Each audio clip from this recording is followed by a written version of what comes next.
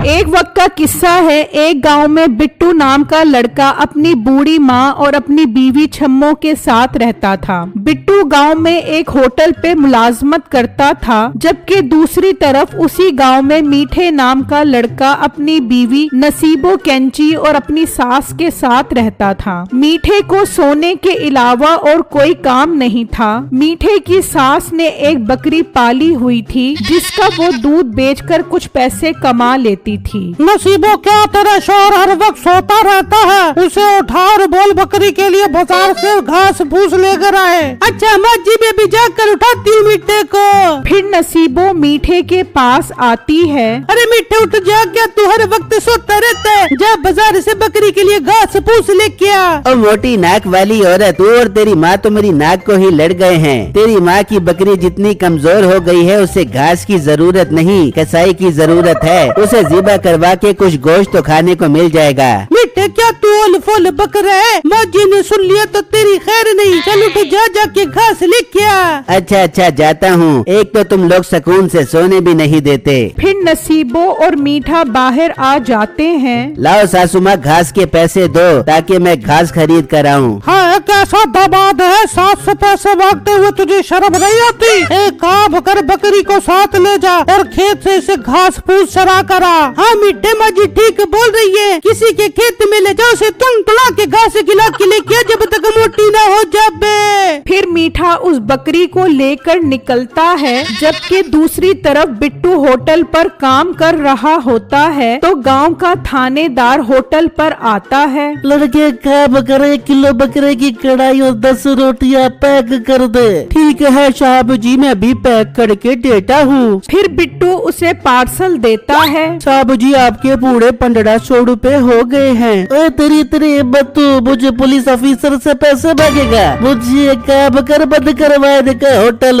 ये सब माजरा देखकर होटल का मालिक वहाँ पर आ जाता है। क्या हुआ साहब जी, आप बहुत गुस्से में लग रहे हैं? तेरे मुलाजिम की इतनी हिम्मत के मुझसे पैसे मांग रहा है। तेरा तो मैं होटल बंद करवाता हूँ। इंस्पेक्टर साहब, लड़के से गलती हो गई, खुदारा होटल बंद मत करवाना। इस लड़के को जब तक सजा नहीं मिलेगी, माफी नहीं मिलेगी। पुलिस साहब आप चाहते क्या हो बताओ? ये लड़का मुझे आज के बाद नजर नहीं आना चाहिए। अभी के अभी से नौकरी से फारग कर। और मोटे देख ले, तेरी वजह से मेरे होटल का मसला बन रहा है। तू शाबाश, आज से नौकरी से फारग है। पर मालिक मेरा क्या कसूर है? मैंने तो जो चीज बेची है उसके पैसे मांग रहा हूँ। देख लो ये अभी भी बदतमीजी से बाज नहीं आ रहा। मुझे बंद करवाने का होटल। नहीं पुलिस साहब, ऐसा मत करना। चल मोटे तू निकल, होटल से निकल।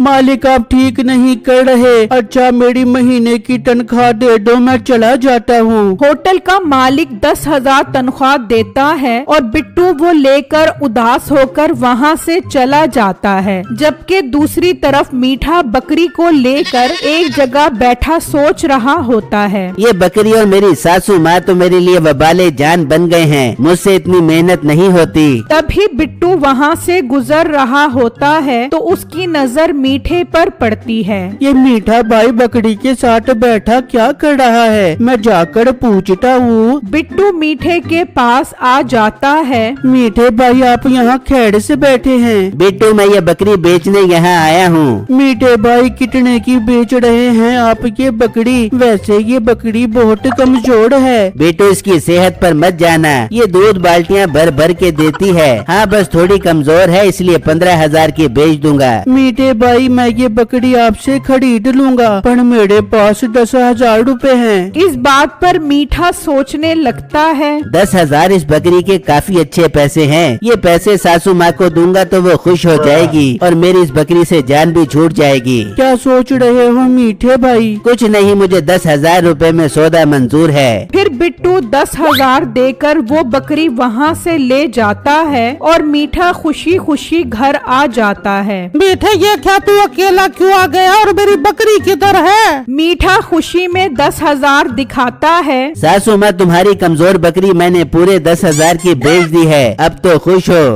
मनहूस इंसान, ये तूने क्या कर दिया? उसका दूध बेचकर तो मेरा गुजारा होता है। तू मेरी बकरी ला कर दे, वरना मैं तुझे बार बार के गज्जा कर दूंगी। मीठे माँ जी बहुत गुस्से में है। जा बकरी वापस लेके आ। बेगम वो बकरी तो अब वापस नहीं मिल सकती। सासू माँ अब ये 10,000 रूपए लो और फिक्र मत करो, अब से आपका सारा खर्चा मैं करूँगा। ला दे 10,000 रूपए और जाकर कोई काम धंधा ढूंढ। फिर मीठा 10,000 देकर वहाँ से चला जाता है और उस जगह पर आकर बैठ जाता है। ऐसा क्या काम करूँ जिसमें पैसे आ सके, नहीं तो सासू माँ मुझे मार मार के गंजा कर देगी। मीठा सोच में होता है तो उसे एक आइडिया आता है। क्यों ना मैं लोगों की शादियाँ करवाऊँ, इसके पैसे भी अच्छे मिल जाते हैं। हाँ मैं यही काम शुरू करता हूँ। जबकि दूसरी तरफ बिट्टू वो बकरी लेकर घर आ जाता है और अपनी माँ और बीवी को सारी बातें बता देता है, जिसे सुनकर वो बहुत दुखी हो जाते हैं। बेटा अब हम गुजारा कैसे करेंगे? माँ जी हम इस बकरी का दूध बेचकर गुजारा कर लेंगे। पर बिट्टू ये बकरी तो काफी कमजोर है, ये दूध नहीं दे पाएगी। बेगम मुझे पूरी उम्मीद है अगर हम इसकी अच्छे से देखभाल करें तो ये जल्दी सेहतमंद हो जाएगी और अच्छा दूध देने लग जाएगी। बिट्टू ठीक है, हम इसका अच्छे से ख्याल रखेंगे। फिर अगला दिन होता है और मीठा शादी दफ्तर खोल लेता है तो एक आदमी वहाँ पर आता है। इस दफ्तर पर तो मेरी आज ही नजर पड़ी है, लगता है आपने नया दफ्तर बनाया है। बस भाई साहब लोगों की शादियाँ न होने की वजह से वो बूढ़े होते जा रहे हैं, तो मैंने सोचा ये काम करके सवाब ही कमा लिया जाए। ये तो आपने बहुत अच्छा काम किया है, मुझे ही देख लो शादी ही नहीं हो रही, अब तो मेरी उम्र 45 साल हो गई है। भाई आपको मेरे होते हुए परेशान होने की जरूरत नहीं है, मैं करवाऊंगा आपकी शादी, अपनी डिमांड बता दो। डिमांड ज्यादा नहीं, बस लड़की 23-24 साल की हो, लंबे लंबे बाल हो, नीली नीली आंखें हो उसकी। ये डिमांड कुछ ज्यादा नहीं है। खैर मेरे होते हुए आपको परेशान होने की जरूरत नहीं है, समझो आपका काम बन गया। 20,000 रूपए फीस होगी आपकी। पैसों की टेंशन नहीं लेनी आपने, मैं एडवांस 5,000 रूपए देता हूँ, बाकी पैसे शादी के बाद। फिर वो आदमी 5,000 देकर चला जाता है। मीठा ये पैसे देखकर खुश होता है। मीठे तेरा काम तो चल पड़ा, अब घर जाकर खुशखबरी सुनाता हूँ। फिर मीठा वहाँ से निकलता है और घर आकर सारी बातें बताता है। वाह बेटा तूने तो कमाल कर दिया, पर ये बता तू लड़की कहाँ से ढूंढेगा? सासू माँ मेरे जहन में कमाल का आइडिया चल रहा है, इस तरह हम बहुत जल्दी अमीर हो जाएंगे। पर मिठे वो आइडिया तो बता।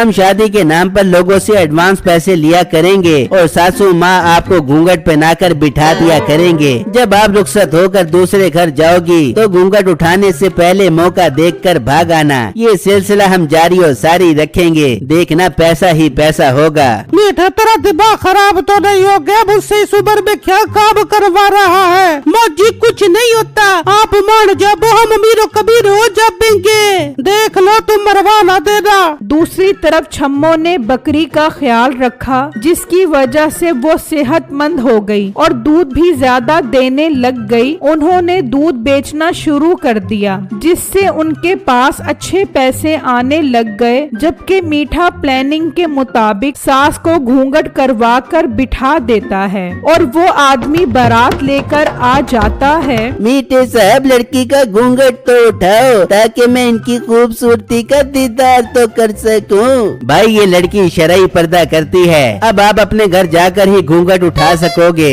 वाह शरई पर्दा, ये तो बहुत अच्छी बात है, चलो फिर जल्दी रुखसती करते हैं। ठीक है मेरे बकाया 15,000 रूपए दे दो।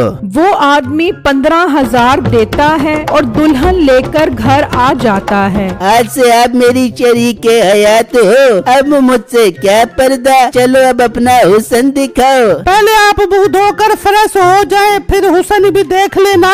अरे ये इसकी आवाज तो बड़ी अजीब है, हाँ थकी होगी इसीलिए तो अजीब है। वो आदमी मुंह धोने जाता है तो मीठे की सास मौका देखकर वहाँ से भाग पड़ती है और वो आदमी आता है तो देखता है कि दुल्हन मौजूद नहीं होती। वो पीछे भागता है और भागते भागते उसे पकड़ने लगता है तो उसका घूंघट उस आदमी के हाथ में आ जाता है तो उस आदमी के होश उड़ जाते हैं। ये क्या मेरे साथ इतना बड़ा फ्रॉड हो गया, मैं नहीं छोड़ूंगा। मीठे की सास भागते भागते घर पहुंच जाती है। वाह सासू माँ आपने तो कमाल ही कर दिया वापस आकर। ओ मनुष्य कमाल नहीं, उसने तो मेरी शक्ल देख ली है। इससे पहले कि वो यहाँ आए हमें भाग जाना चाहिए। वो सब वहाँ से सामान उठाकर जाने लगते हैं। तभी वो आदमी पुलिस लेकर वहाँ पहुँच जाता है। इंस्पेक्टर साहब देख लो, ये फरार करके यहाँ से भाग रहे थे, पकड़ लो इन्हें। ओ फराडी, वो लड़की से शादी का बोलकर बूढ़ी से शादी करवा के धोखा करते हो, तुम सब अब जेल में सड़ोगे।